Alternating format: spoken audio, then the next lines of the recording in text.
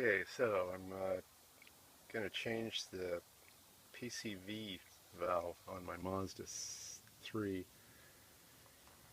It's a 2005 model, so that thing is hidden right back behind the intake manifold, back underneath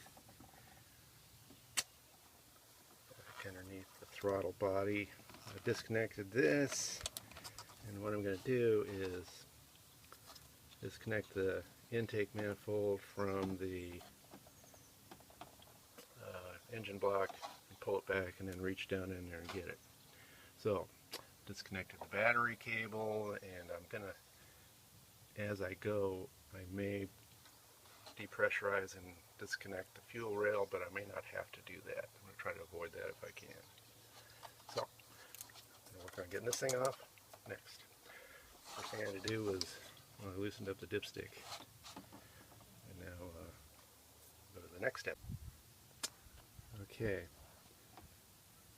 As you might imagine, it's a little difficult getting a wrench on this, getting a socket on this little bolt that's down underneath, but you have to use a 1/4 inch drive, be very patient, and you can get it on there to loosen that one.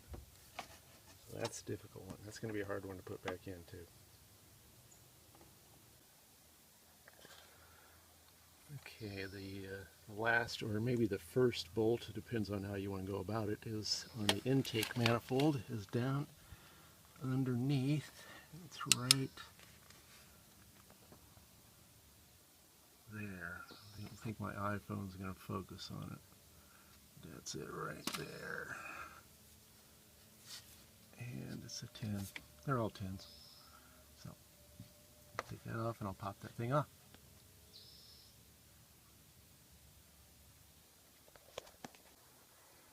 Okay, I have the intakes pulled away. It's loose everywhere. I had to loosen up a couple of wiring harness clips just to make it move a little easier. Moved it out of the way, and then down there behind this coolant hose is right where my finger is. It's a bright spot. So that's where that dealie is. Let's see if I can, there. That's what we're changing. So I'm going to reach that with a pair of needle nose pliers. See if I can do that on video.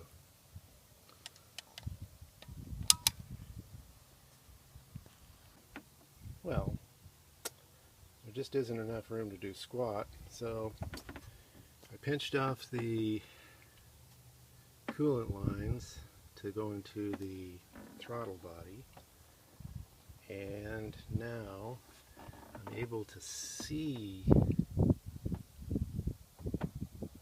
that thing down there right behind that yellow clip, but the fuel rail's in the way. I can't get anything on it. So I'm going to disconnect, taking the fuel rail off. I have disconnected the fuel.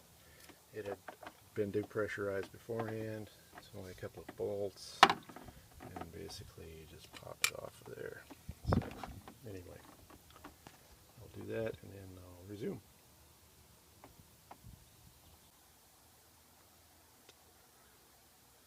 Okay, so loosened up the fuel rail, popped it off, I just laid it on top of the cylinder head. Now you can see right down in there.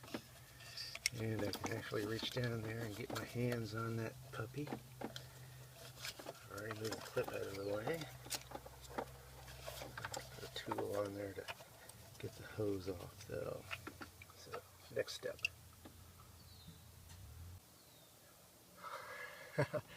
Well, I got part of it out.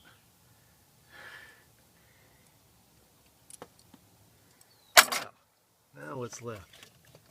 Oh yes, right there, just a little nipple.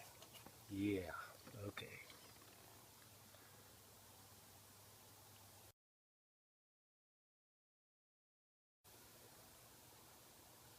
Okay, so here's what nobody tells you. Whoops. There's a cap that goes on that holds this PCV valve into place. It's got 2 snaps on it. It's a bitch to get off. I took this whole cover off in order to get it. And yeah, I didn't take the intake all the way up, but I might as well have. I'm going to put this back in, button it back up in reverse order. This is not a job that's for the faint of heart. So I wish you luck, and I wish me luck.